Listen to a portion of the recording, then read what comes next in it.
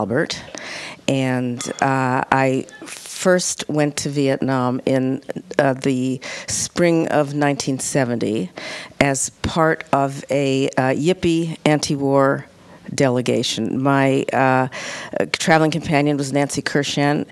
Nancy and I were essentially original founding members of the Yippies, who I think this demographic knows who the Yippies were, but I'm happy to explain if you need to.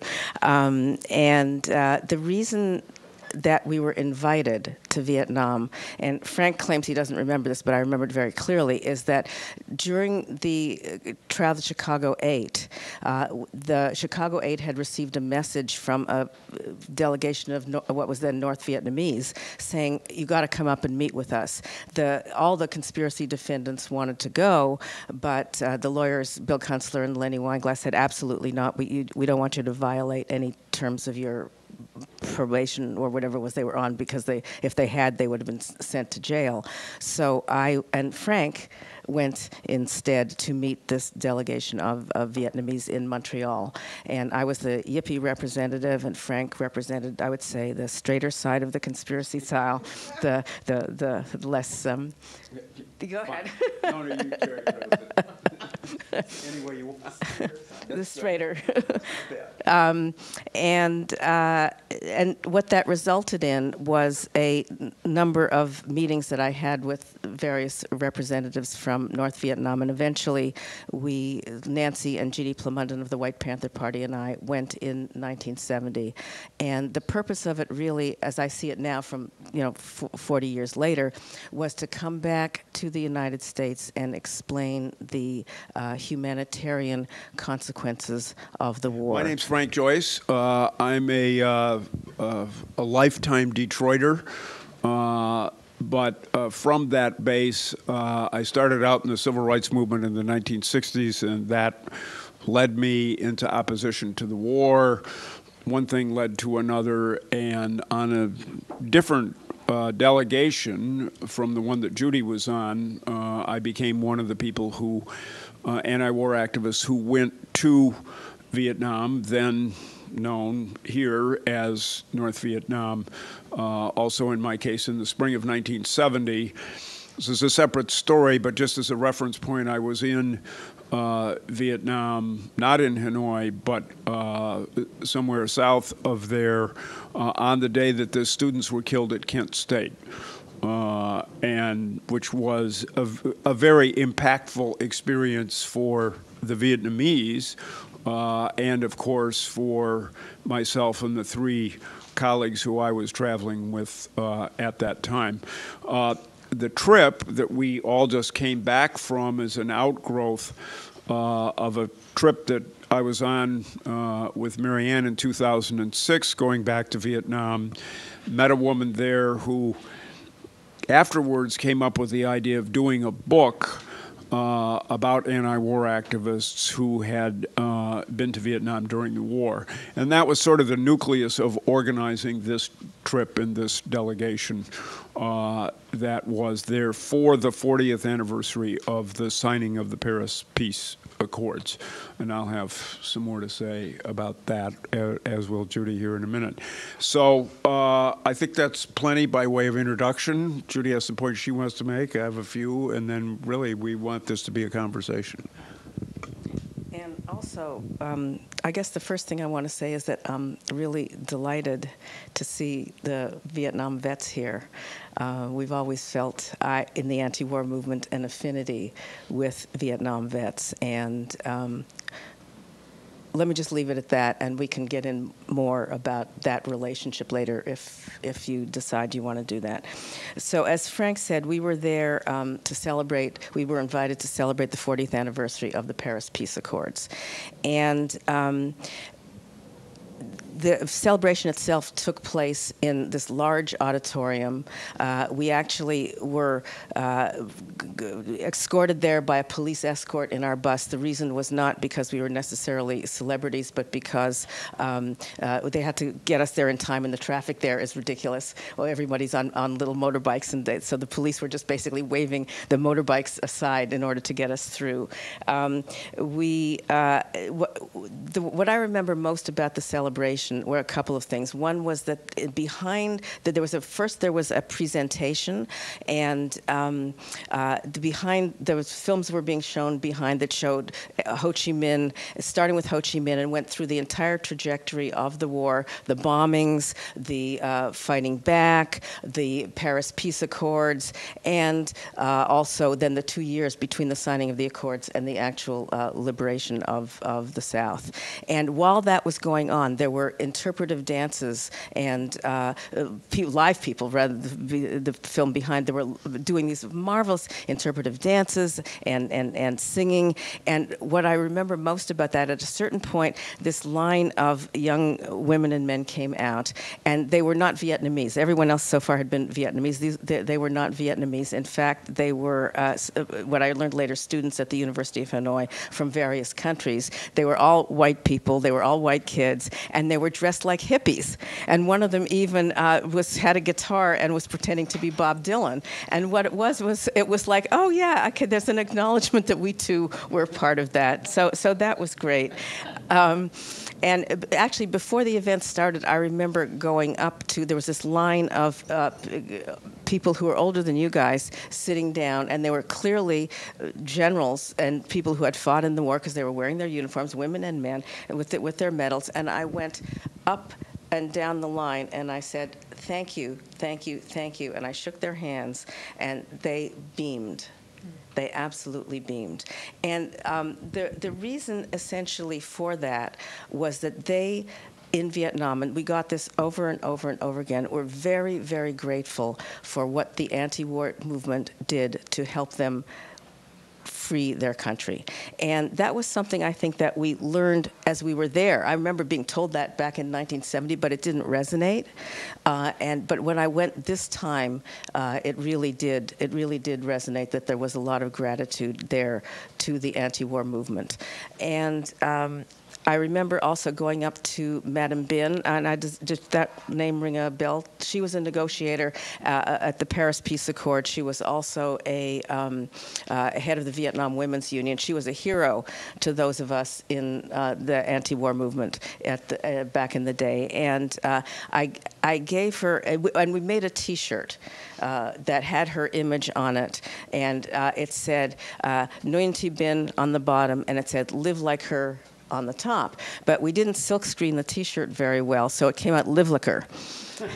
Live like her instead of live like her. It came out live like her. All the words were bunched together. So it was known in the women's movement as the Live like her T-shirt. And I gave Madame Bin a copy of a picture of me, because I was in the demonstrations in Miami Beach at the Republican Convention in 1972. And there's a woman beside me who was wearing a Live like her T-shirt. And I said to her, and I gave it to her, and I said, I just want you to have this, so just you see this is your picture, and this is and I said, and thank you also for what you did. And she said, and we will continue to do it. And then she squeezed my hand, and I was like, oh my, because she was like a total hero of mine. So this was really wonderful, and it was, and then everywhere we went, and you'll see, I think you see if you look on the website, you'll see the picture.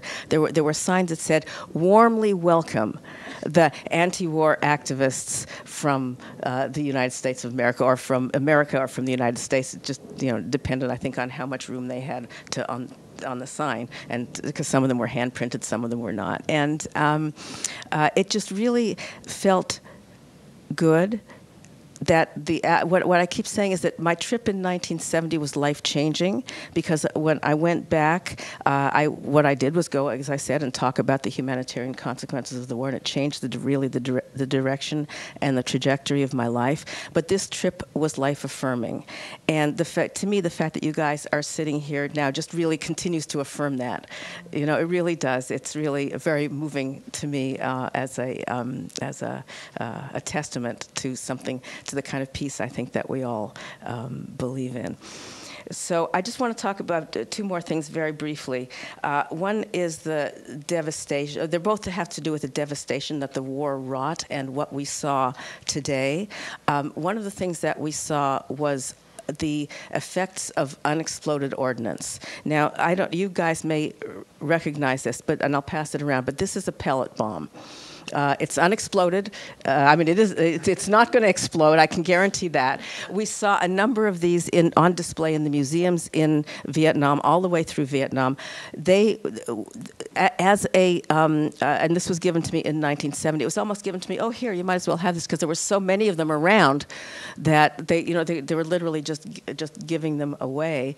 And if you look, you'll see there's tiny pellets in each one of those, right? So tiny little pellets in each one. So what would happen is uncountable numbers of these would be put in what they called mother bombs. The mother bombs would be dropped from the B-52s. These then would explode and set. And if you were any kind of living creature within within range, it could kill you and certainly maim you.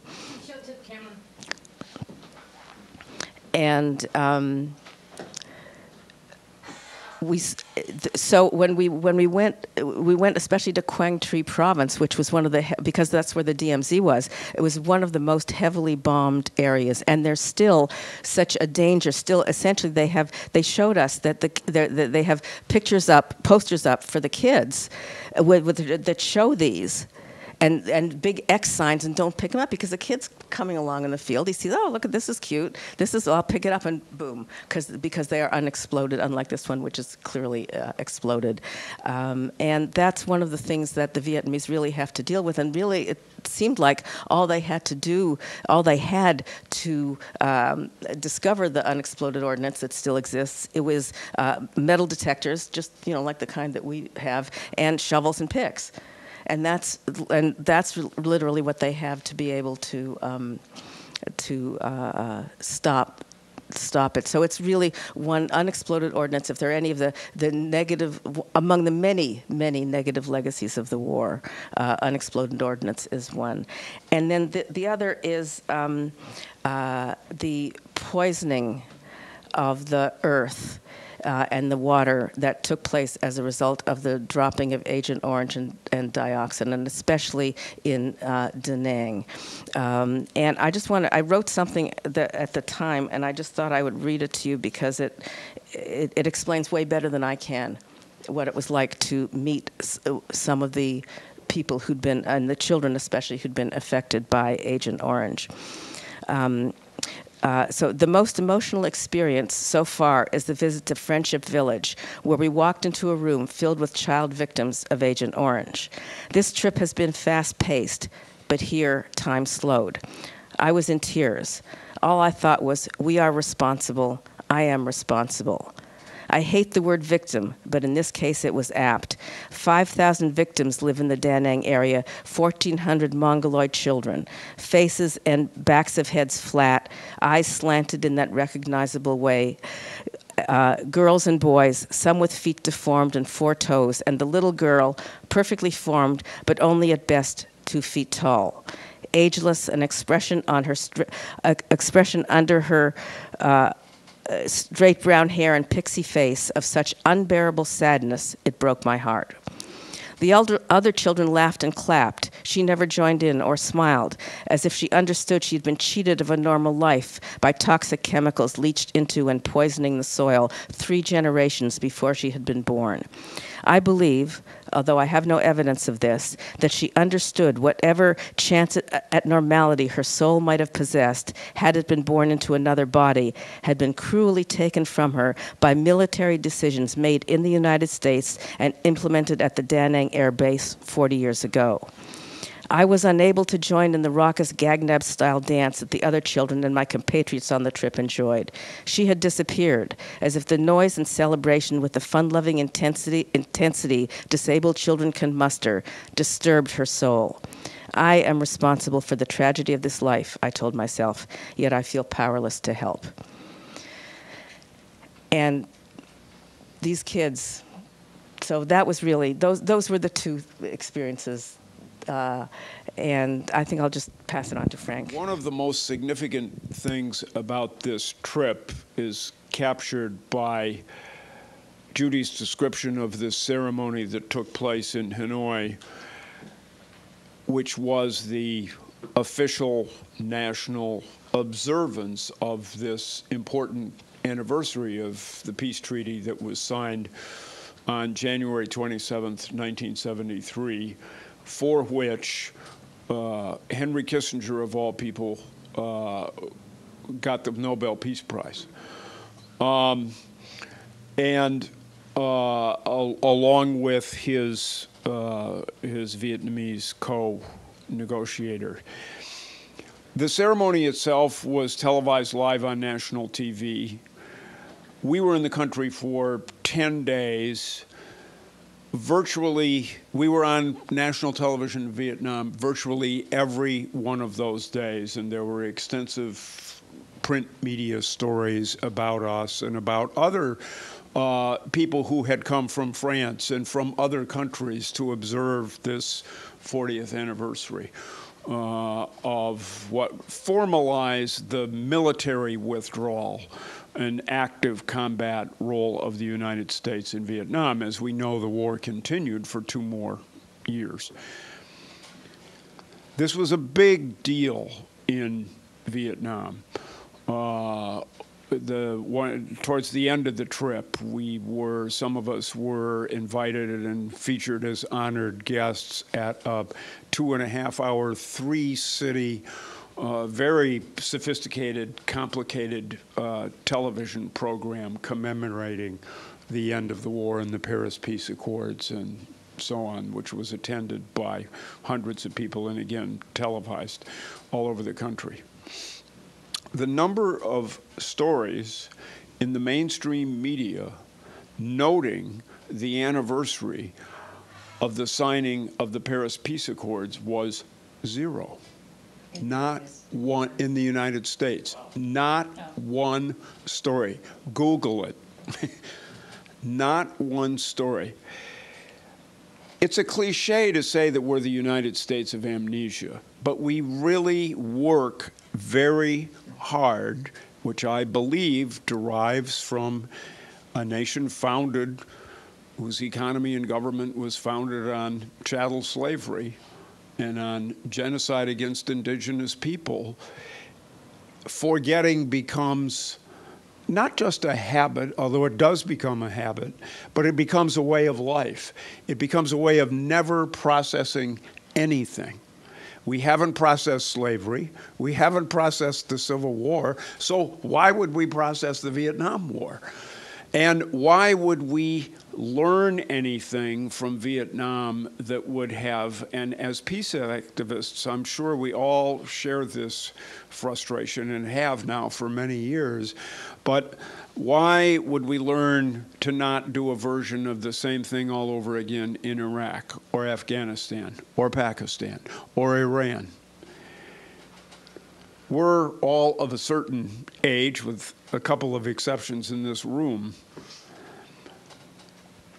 There's not a day in my life that the United States has not been at war with somebody. We live in a culture that thinks that it's normal to always be at war. Now, we're peace activists, so we have some awareness of that, and we think about it, and we try to do things about it. And the message, the number one message that I came back from this trip was, well, we did build a successful anti-war movement. And having done it once, it's inspiring to see the impact of the Vietnamese acknowledgement of the role that we played. And because we need that.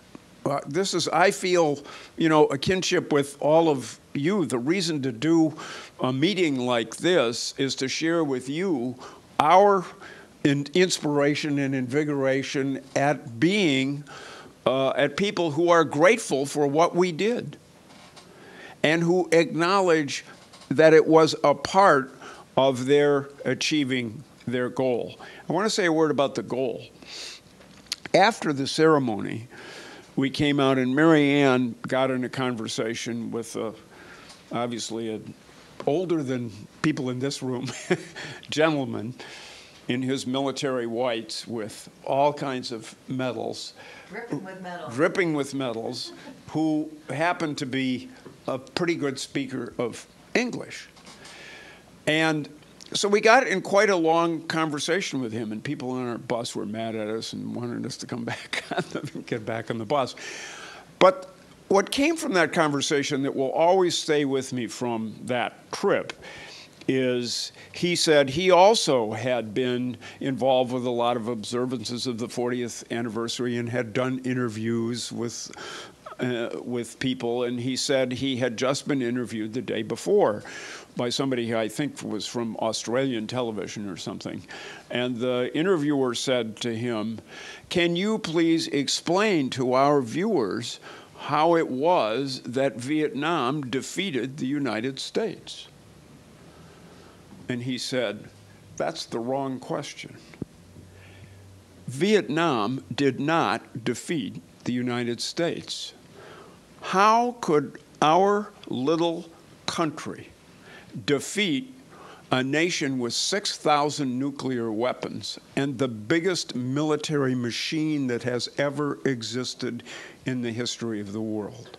We did not defeat the United States. We defended our country."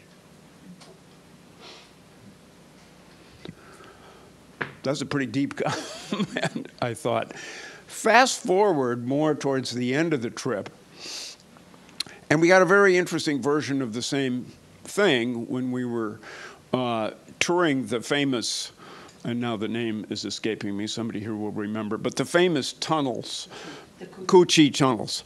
And they are a remarkable military, ecological, political achievement by any standards, and they did, in fact, give the Vietnamese a way to counteract the technological military superiority of B-52 bombers and cluster bombs and napalm and Agent Orange and all the firepower that the United States brought to bear. The Pentagon has a big task force working on how to reinterpret, and my phrase is refight the Vietnam War for the general public of the United States over the next 2 years between now and the April 30th, 1975 anniversary of the end of the war. Vietnam needs to still be on the agenda, is still on the agenda, and is going to be put on the agenda of the public conversation whether we do anything about it or not. So I think it's important for us to understand the context of a new national conversation about this war that's already underway. And it's important in part because I think it's an opportunity to combat the United States of amnesia. And it's an opportunity to talk about the continuing price that the Vietnamese are paying for our horrendous foreign policy and for our tendency to again and again and again think that we have not just the opportunity but some cockamamie moral obligation to go into other nations and tell them how they ought to behave, and find out that they don't want to be told how to behave, and that they have ways to resist being told how to behave, just as we did when we became independent from England in the first place. So that's the sort of distillation of what I think is a takeaway message. I want to sort of go off on a little bit of tangent here very briefly, because a few of us, after this incredible very intense experience in Vietnam, had the brilliant idea of going from Vietnam to Cambodia. I'd never been to Cambodia before. I think I knew that the United States, of course, had bombed Cambodia in secret for many years and wreaked all manner of havoc on the Cambodian people. And that it was a secret campaign for a very long time, wasn't really acknowledged after the fact. But I certainly am still powerfully affected by being in the most traumatized nation, the most traumatized place I've ever been. And I'm from Detroit. In the first place, of course, the United States, the most conservative estimate is directly killed 200,000 Cambodians with this secret bombing campaign. The purpose of the bombing campaign, of course, was not because we were at war with Cambodia. We weren't at the time. It was because we took it upon ourselves to have the right to try to interdict Vietnamese traffic moving military equipment through Cambodia into Vietnam. And in case you didn't happen to notice it, the fact that the United States bombed Cambodia is now a linchpin of the legal position of the Obama administration that we have the right to send predator drones to kill anybody we want any place in the world. Yeah, there was a New York Times story about this just recently and a little bit of other coverage. And if you drill way, way down into the stories, you get to Cambodia. But that's not the only, in that regard, Cambodia is not so unlike Laos or Vietnam.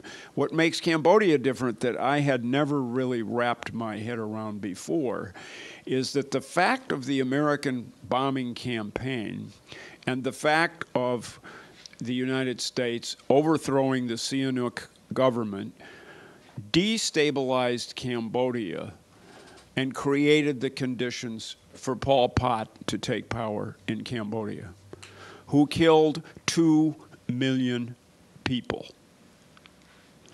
25% of the population of Cambodia. To be in Cambodia is to meet, from taxi drivers to guides to government officials, if you're above a certain age, all of Cambodia has PTSD. That nation is still, I mean, if we heard it once, we heard it I don't know how many times. People say some version of, we still can't figure out what happened. We still don't understand.